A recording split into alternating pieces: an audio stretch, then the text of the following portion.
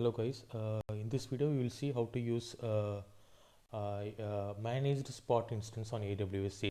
So this is actually a part of my assignment in my intern from School of AI. So thanks to Rogan for the assignment. So before starting, I would like to tell what is PyTorch Lightning.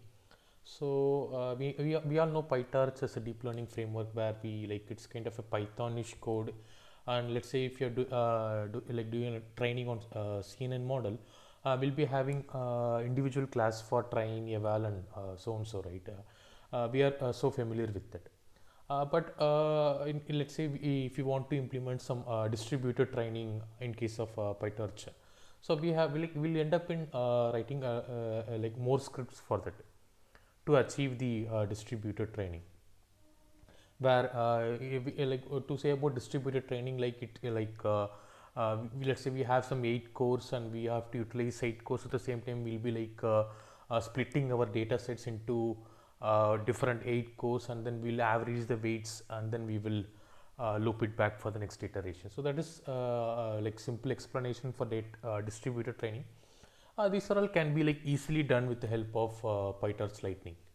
So that's the reason we'll move to where we have used PyTorch Lightning here, and we have used CIFAR 100 dataset and ResNet 34 architecture.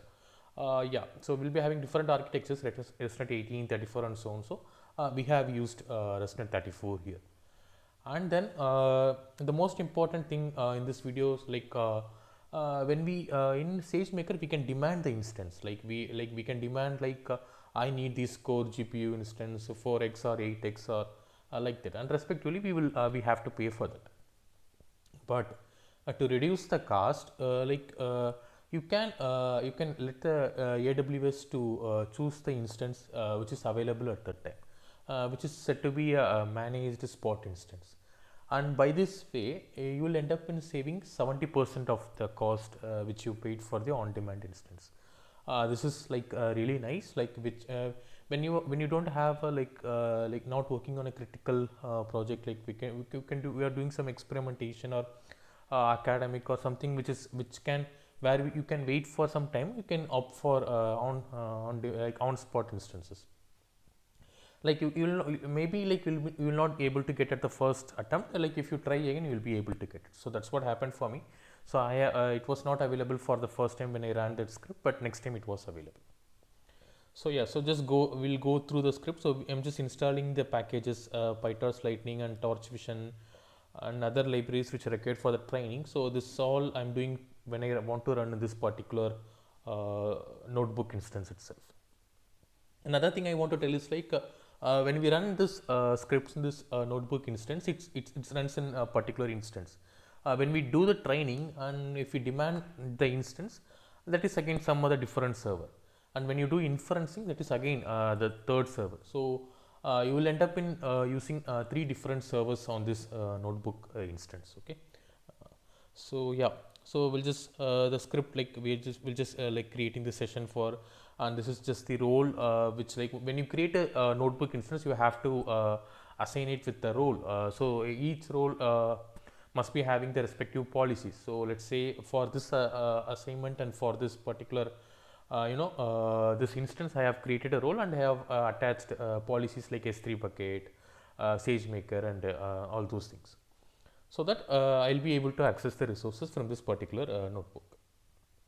So by default, it's a local instance, and then yeah. So this from this particular file, I'll be downloading the dataset. So this has different classes where it downloads the CIFAR 100 dataset and stores in this particular folder. So that's what this cell is doing, and then it's for this iter method is just to see how different images looks like. So it's just randomly we'll just see, and then we are uploading our data into S3 bucket, and then this is our script. Yeah, here it is. So here we have different methods where we are doing distributed training, and then we have for saving the checkpoints, loading it, and then basically it is the entry point. You can say it's the entry point for your training, and it has the parameters which we can pass it to our different methods in the file, and then like uh, So in this particular file, like we have imported from this model folder inside from this model folder we have imported this Python file, and then we have also this file also we have imported, like from datasets folder we have imported CIFAR, these three Python files. So yeah, so I'll explain you about these three files when we do the on-demand instance training. So yeah, so this code is for running that instance in the local instance. So the main intention of this video is to tell you the difference between when we use on-demand instance versus the on-spot instance. Okay, so this is where I'm demanding the instance, and I'm telling this is the entry point for my training. So we have used Docker, right? So in Docker we used to tell the Docker, this is the starting file, like entry file, server.file or app.file, something like that.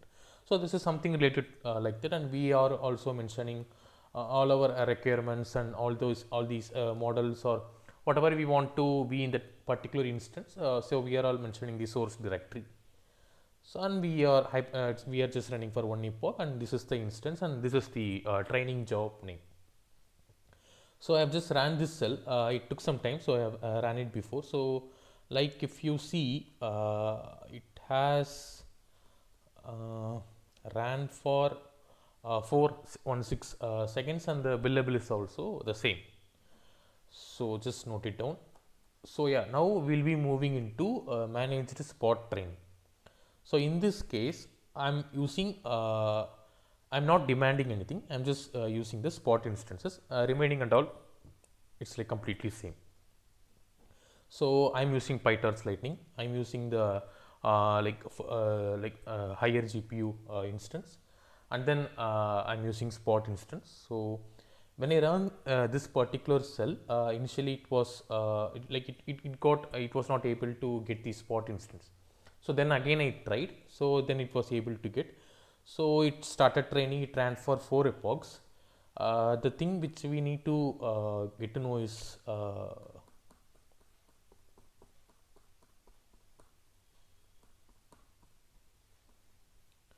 it's this particular thing. So you can see it has completed the training part with 497 seconds, but the billable is only 149. So we are able to save 70% of the cost.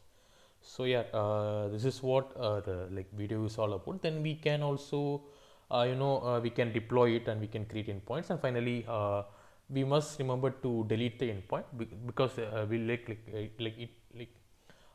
will end up in paying the money if there is an endpoint. Okay, so we must delete it. So yeah, thanks guys.